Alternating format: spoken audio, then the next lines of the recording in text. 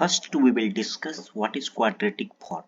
Okay, so whenever we have given a matrix A and x is a vector, let's assume it is a column vector of n rows, one column, and A is any matrix of size n cross n, then quadratic form is a function. Okay, so it is a function. Assume f is a function and it is from Rn to R, means that output will always be a real number and the domain is the set of all vector in Rn. Okay, so this is belonging to Rn. Hence say if we take an element x1 dot dot to xn, then output will be x transpose. This is a column vector, means this is a row vector, x transpose a of x. Okay, so this is a quadratic form, okay, corresponding to matrix A. Okay, if you take some example, right, A equal to 1, 2, 2, 3, then its quadratic form will be f of x equal to x1, x2, 1, 2, 2, 3, and x1, x2. Because of the matrix is of size 2 cross 2, so that's why we have taken a vector in R2. Okay, so we can multiply and easily get the quadratic form, whatever it will be. So if you multiply first these two matrices, we will get x1, x2, and first row, first column, we will get what? x1 plus 2 x2. Second row's first column means it will be 2x1 plus 3x2. Now if we multiply this, what it will be? First row, first column means x1 will be multiplied by this element and x2 will be multiplied by this element.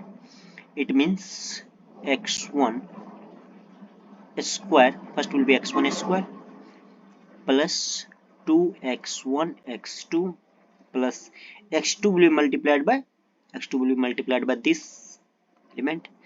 So it will be 2x1 x2 plus 3x2 square.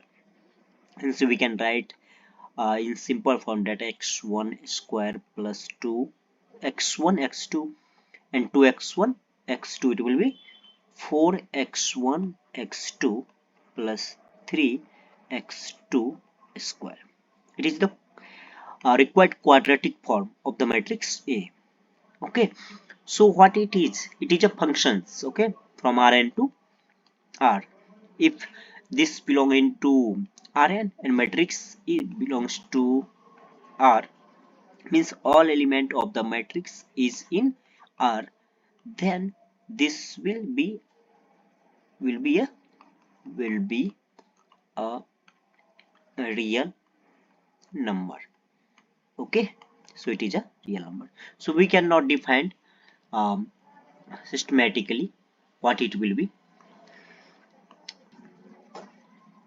So let A be n cross n real matrix and x belongs to Rn is a column vector. Okay, it is a column vector. Then quadratic form is a function. Assume we can say f and it is from Rn, domain is Rn to R. Okay, so simply we can say that it is a real valued function, okay, from Rn to R. And how it will be defined? It will be defined by fx equal to x transpose a of x, where x is a column vector. Okay, keep in mind that it is a column vector and A is any matrix of size n cross n. Okay, so now we will define some types of quadratic form.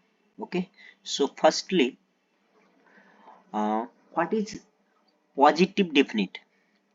Yeah, since it is a real valued, okay, f(x) equal to x transpose ax is a real value, so we can have this can be greater than equal to, less than equal to, or equal to 0. Okay, for different value of x. Okay, so on this basis, okay, less than equal to 0, greater than equal to 0, and equal to 0, on this basis we can define it in different types. We can name them. So if f of x is greater than 0 for all x, okay, this is a first definition.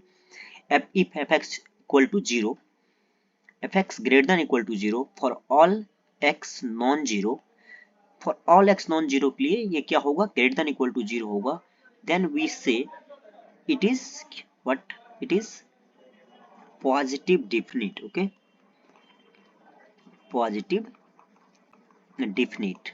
Okay, we can see that if x equal to 0, then what it will be, it will be fx equal to x. If x equal to 0, we can easily see that it will be equal to 0. So x not equal to 0, for x not equal to 0, fx is greater than 0 for all x, then we say it is a positive definite. What is positive semi-definite? Okay, positive semi-definite. Semi-definite. What it is? When fx is greater than equal to 0, okay, when this is equal to 0 for all x non-zero. Okay, when x is non-zero, if we know that if x is 0, then fx 0, but in the positive semi-definite, if x is non-zero but fx is 0 for some x non-zero, then we call it a positive semi-definite. Okay, similarly we can define negative definite. Negative definite.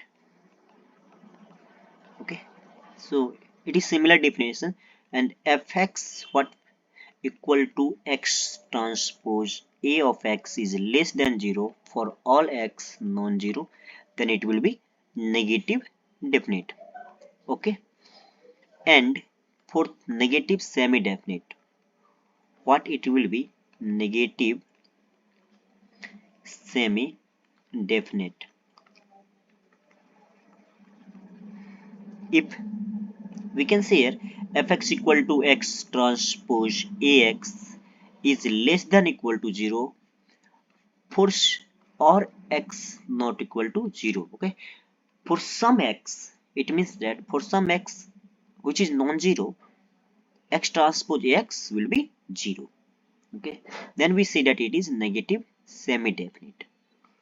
Okay, and last definition we have indefinite. Okay, so what is indefinite? This is the name of quadratic form. Okay, when this is less than equal to 0 for all x non-zero, we call such quadratic form as negative semi-definite. Okay, so there should nothing be confusion in the mind that this is name of the quadratic form. Indefinite quadratic form, what will be the indefinite? When fx is less than 0 for some x not equal to 0, and okay, this is condition, and both conditions would be hold, it means, and fx is greater than 0 for some x not equal to 0, then we call such a quadratic form as indefinite quadratic form. Okay, so we conclude this lecture here. Thank you for watching.